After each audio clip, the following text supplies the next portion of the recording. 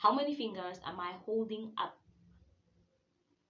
2, right? Okay, it was in November I realized that talk is cheap. So, udom on the highlights.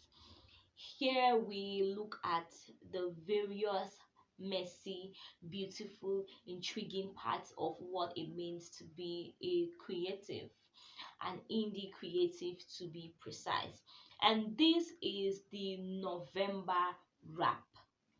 In the November wrap, I'm going to be looking back on the month of November just like this over my shoulder to say, hey, November, these are all the things I did in November successfully. These are my fails. These are things I wish I did better. Come along for the ride.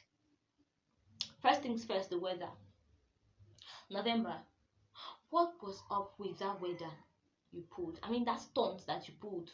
What were you trying to tell me? November was so hot.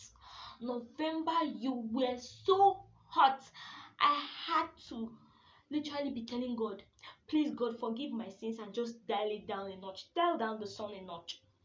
No, did anybody feel it? I mean, November was hot. What was up with the sun? I kept crying, Jehovah God. I know they say climate change, but please, they say you are still God over the whole earth. Please tune the sun down a little bit because it's getting to your girl. November was hot, and that is the truth. I don't know if it was hot on your end. If it was, oh, then you understand what I felt too. Now, let's talk about my author updates. So, I woke up one day in 2025 around the ending of September, and I said I was going to publish 2 books in December 2025. I did not understand the meaning of the word two until we entered November. By November 2025, I had no cover. I did not even have one cover. I had not sent out the book to ARC readers because I was still going back and forth with my editor and proofreader. By November 2025, sis, I understood that talk is cheap and work is really, really hard. I was faced with, should I tell the public that it's no longer going to be 2 books in December? Should I tell the whole world that I just misspoke? I mean, this indie author who is basically on her own, fielding things, misspoke. And please, can you guys just forgive me? But there was no going back. It was signed, sealed. I was going to give everyone 2 books on the 16th of December, and I was in November without a cover, without sending out to Acre. That's why I had to buckle up. I rushed out. I looked for graphic designers. They were not really giving me what I wanted. So I went into my Canva and I tried to make a design which came out pretty beautifully. If you can see them. Now, a lot of revisions were made. These were not the first choices. I had up to like 20 covers coming from friends, from graphic designers that I paid, I asked to do a cover for me. And then these were the ones. This one, the behind the father's name, was exactly what my spirit really wanted, like a silhouette of secrecy and mystery. And then the kidnapper wanted something about prayer, the church. And when these covers came together, I was ecstatic. I've been working on it for a long time. So now, cover down. Phew! I sent out the covers on the 31st of November. Okay, and the ARC readers got their copies on the 5th. So this is how stressful it was, and I am never going to try this again. Yes, I put that on my list of things I will never be trying again. Never ever decide to publish 2 books at once. Maybe if I finally do get some help or a windfall of money that can buy me all the hands I need to work, but for now, this indie author is not going to put herself under that stress. Mbok, please jump and pass. Next, let's talk about my book highlights for the month of November.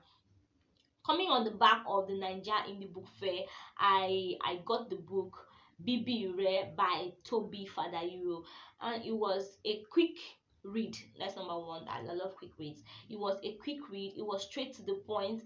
It was an amazing book about the choices that parents make, the life that parents choose, and how they affect their children. Now Toby just did a fantastic job of leaving it in between the two main characters, choosing for themselves whether they are going to toe the path of their parents or they are going to start a fresh path. I ended the book with this thing in my head. Now my parent might have gone through a situation for which he or she blames the world, but I have the right to decide not to follow in that vengeful path. I have the right to choose healing instead of revenge and vengeance on the whole world because of what someone else did. The question the main character asks is, are boys to be loved or used? Because obviously men had used her mom, and she wanted to use men also, but she got healing. Another thing I really loved in BB was the ending. I love books that end in a cliffhanger, in a hanger of let's see what tomorrow will be like. I love books like that. Don't give me the and Cinderella lived happily ever after in the castle where there were lots of rats helping her sew her clothes, and there was a beautiful mighty prince with bulging strong arms to carry her when she wanted to fall. No, give me the ending that will make me think it could go left, it could go right, but let there be a little bit of satisfaction. I see this character in motion trying to change, and then the end comes with a promise of tomorrow. I love endings like that. Now let's talk about my epic fails. Epic fail number one: I did not record any podcast episode for Bloom with Abasema. So I host a podcast where I talk about my growth journey, and I did not record any episode. And reason being that I'm gonna confess, okay, I'm a plotter. So I have little books like this all around the house. I have papers, I have stuff that I used to plot, I used to write, I used to take notes. I even have sticky notes all around. But I don't know why for the month of November I kept saying I'm going to wing it. I want the creativity to be fresh from my brain. Like, I was wrong. By me saying I wanted to wing it, it meant I did not want to have it done. Okay, I think I've learned it. I've learned that lesson. I will always know.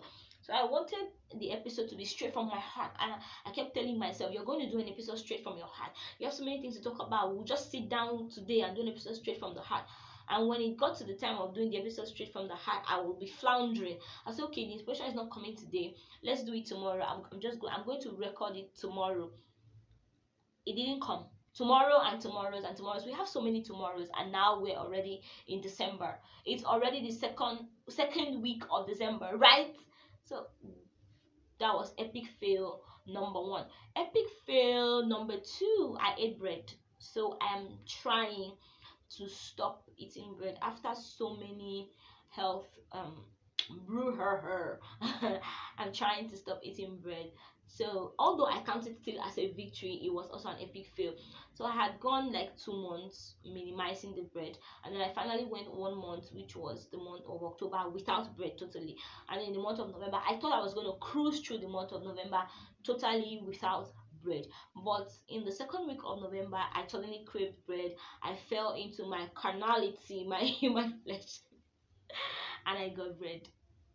It was a delight for that thing to hit my lips in the moment. I paired it with granola. I had my jaws felt alive. But after I ate the bread, oh my god, the consequences came so fast.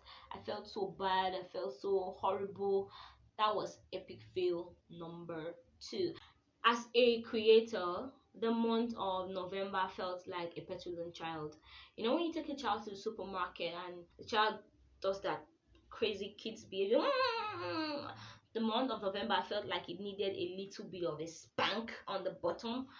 But all in all, my two books are ready and they're absolutely available right now on pre-order, releasing on the 16th of December. So if you want to watch my October wrap up, it will be right here and you can go see it, and I'll see you in the month of December. However, I'll be making a video of 5 books from my 25 books for the year of 2025. Yes, my top 5 books from my list of 25 books. My list of 25 books is going to be sent to my newsletter subscribers, you can subscribe. I'll leave the link in the description, but I'll make a video talking about my top 5 books of 25 of the year 2025. You don't want to miss it, so subscribe and I'll see you.